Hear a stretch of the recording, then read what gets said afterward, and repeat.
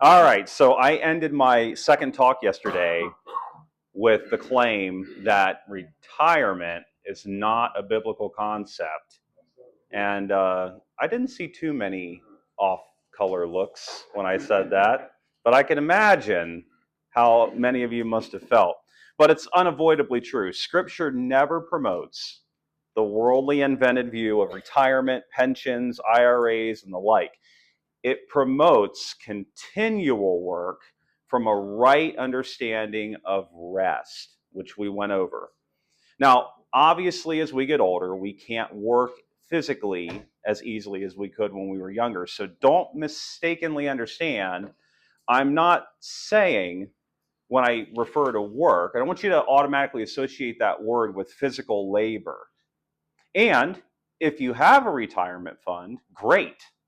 I'm not saying you should stop contributing to it, that you should cash it out or give it away. Okay, in fact, I brought this up because I wrote this book, this small pocket guide for my kids. It's titled Profit, Peace, and Proverbs, A Father's Guide to Success. The first 60% or so of this book is all about the basics of money, of its financial lessons. And the last 40% or so is about general life and wisdom principles. This is probably one of the best gifts you could give a young person in your life. I mean, and really up to age about 30 or 35, because so much of this is misunderstood. And in it, see if I can find it here, we have visual examples of compounding interest, how to write a check, how to use an ATM, how to mail a letter, basic things that people just aren't taught in school nowadays. So when I say retirement is not a biblical concept, I don't mean that you shouldn't have a pension plan. You shouldn't contribute to a 401k. If you have it available, you should, okay? What I'm saying is this thought that we get to enjoy in our twilight years, this permanent period of rest, which most people think means permanent lack of work, is not at all biblical. We have great examples now, and Clyde went over the history of some of these great men and women from the past who continued their work right up until death. Clyde, Andre, Mark, Steve, they are co-laboring along with other members of the BSN editing team. Listen, they're in their senior years. Clyde's been in ministry a long time, but Andy, Mark, Steve, the others, they're no longer working for corporations, but they are working tirelessly to promote books, including the exciting new study Bible project, courses, videos, periodicals, emails, and more. And I bet, they can correct me if I'm wrong, but I bet that every one of them would tell you that they're working harder now than they ever have before. I thought it was so funny when you put out the announcement that you're handing over the reins on some of these things, the DEGs and the BSN, to other people. And so many people call in thinking you're retiring. Yeah, how do you enjoy your retirement? Yeah, you're like, I'm working harder now than ever. I'm up at 2 a.m., right? Digging deep into the Greek and looking up these words in context to find their meaning. That's where all this charis stuff came from, right?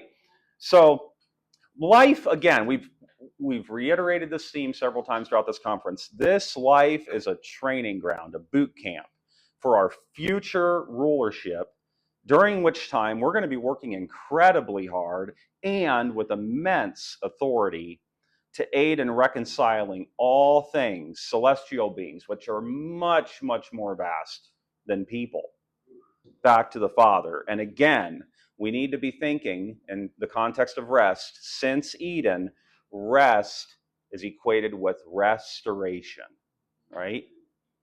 So rather than grinding through the rat race to deserve the supposed right to no longer work in our twilight years, we should be recognizing our firmly fixed position as future rulers of the cosmos, eager to get on with the more important work that lies ahead.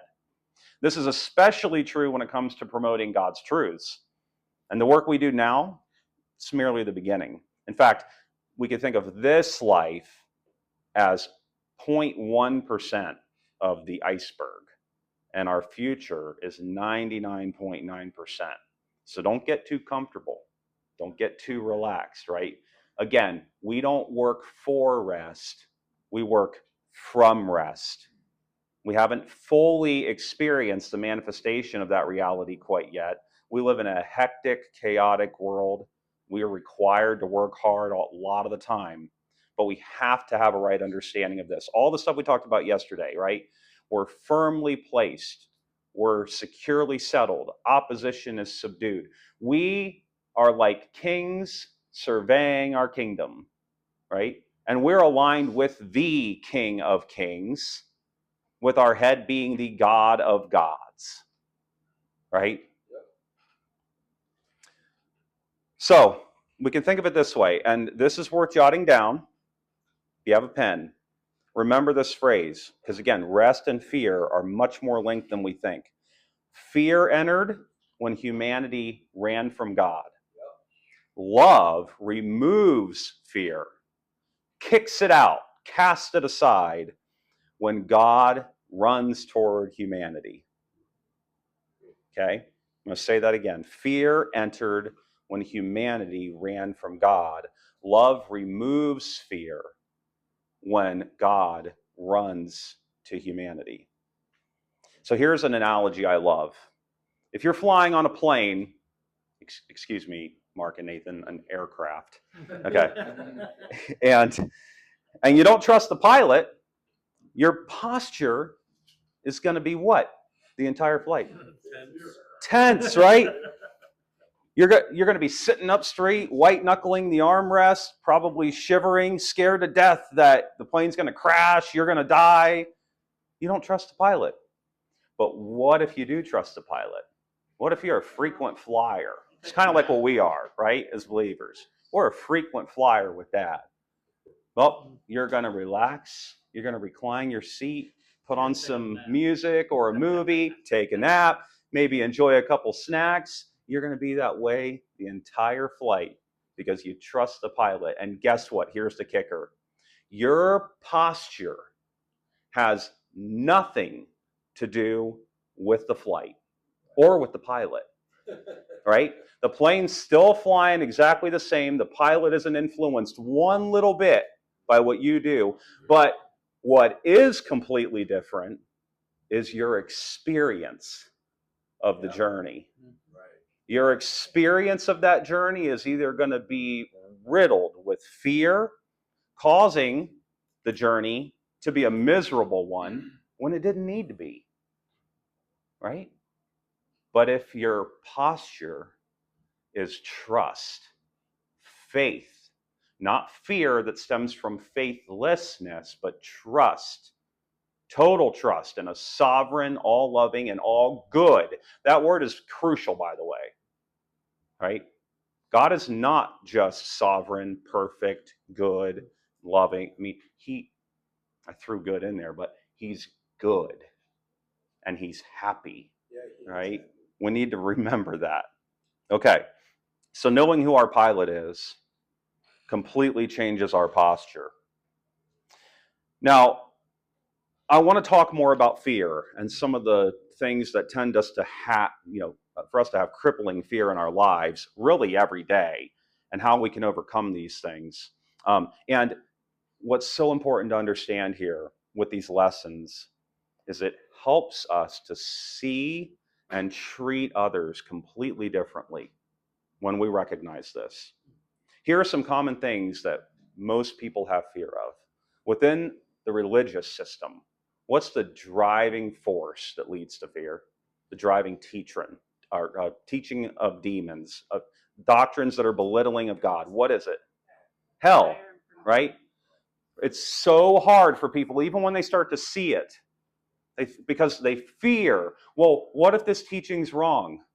And I no longer believe in an eternal conscious torment in hell. And you hear people say the phrase, Satan's greatest deception is convincing people that hell isn't real, right? So they're scared to death. What if this is wrong?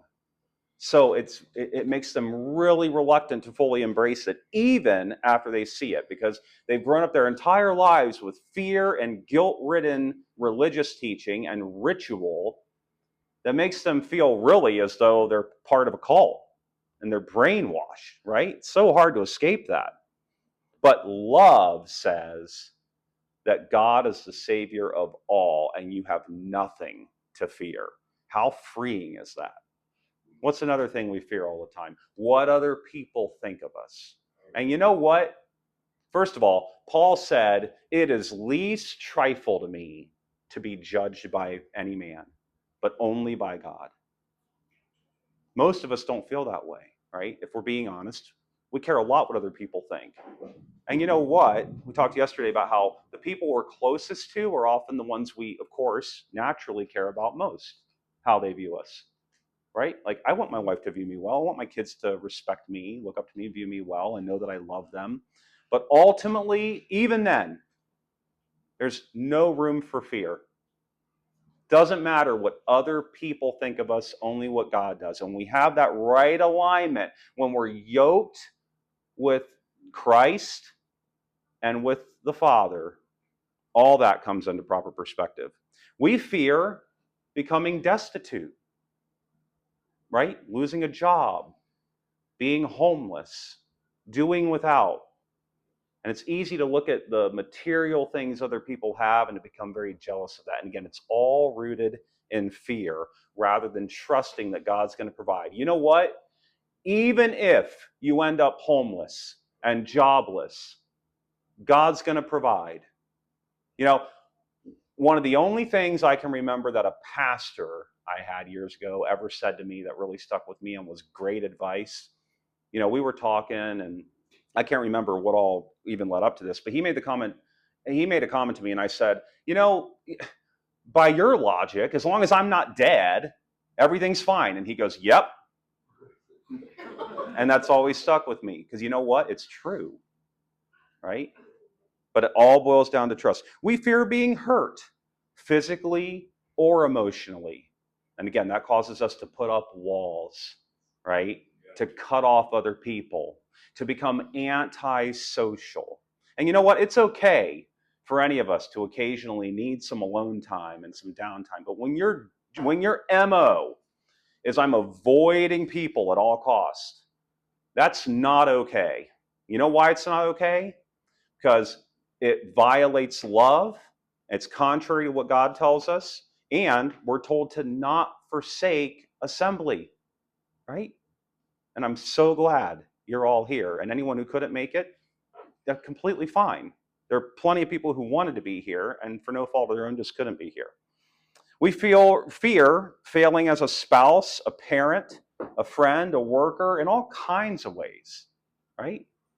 We fear those things. But fear drives us to act in ways that are just going to be a downward spiral and lead to the very thing that we don't want, right? Love says, trust a sovereign, loving, all good Father, and you're going to be fine, right? You don't have to be a perfect spouse. None of us can be.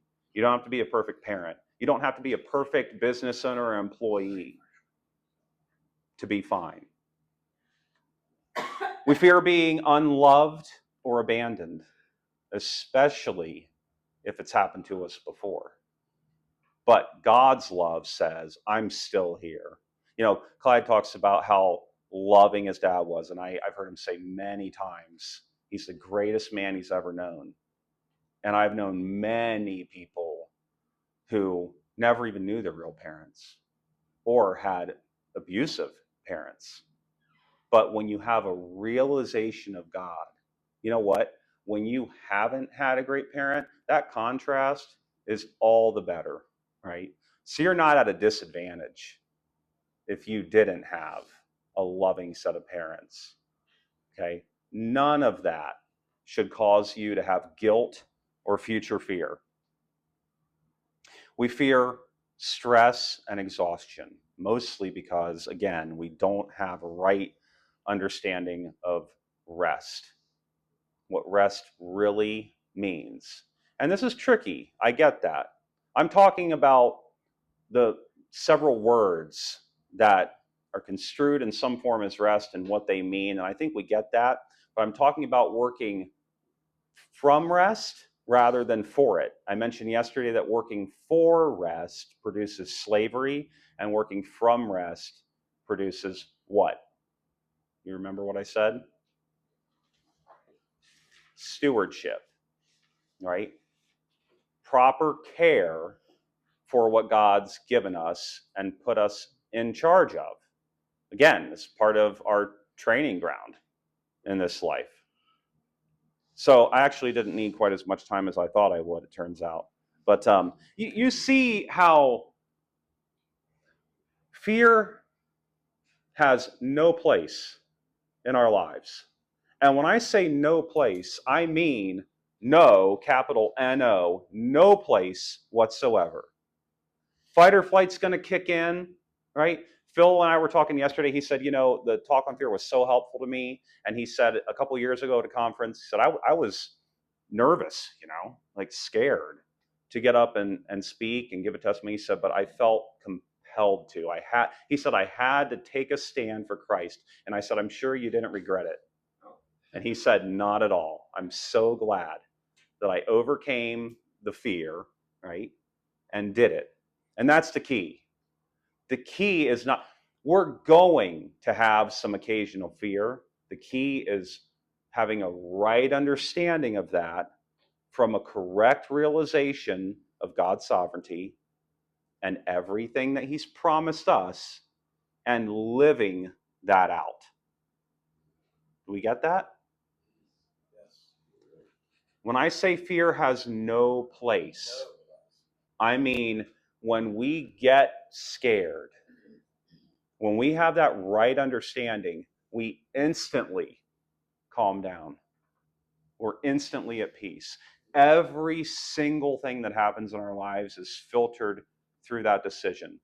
Nathan traveled with us a couple times in the past few months to Florida. And that second trip back, it was horrible.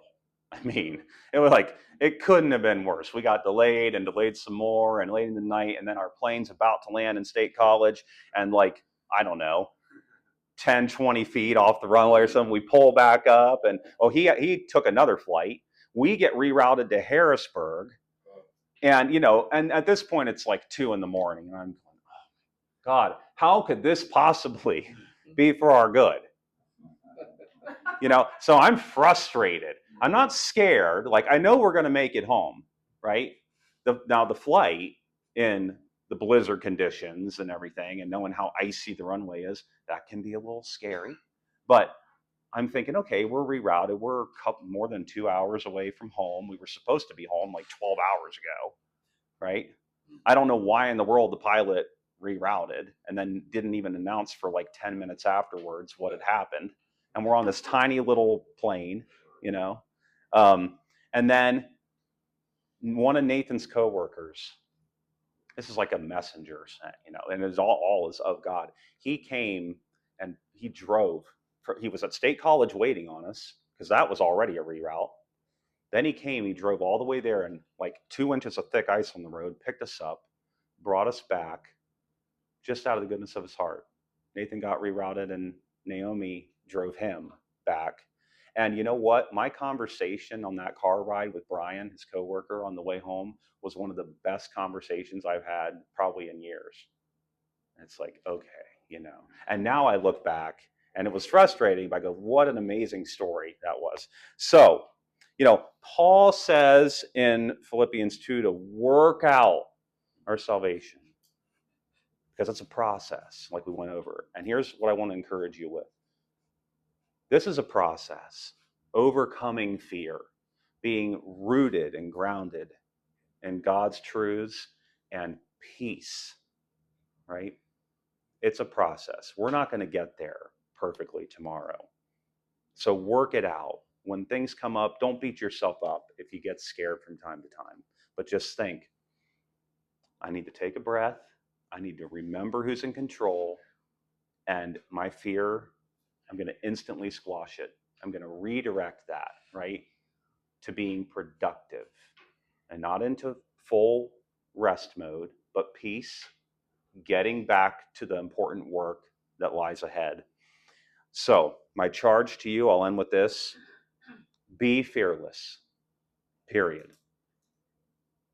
Through faith, be absolutely fearless And from that place, help others in your life be fearless and be patient with them because they are exactly where God wants them to be, Yep. fearless.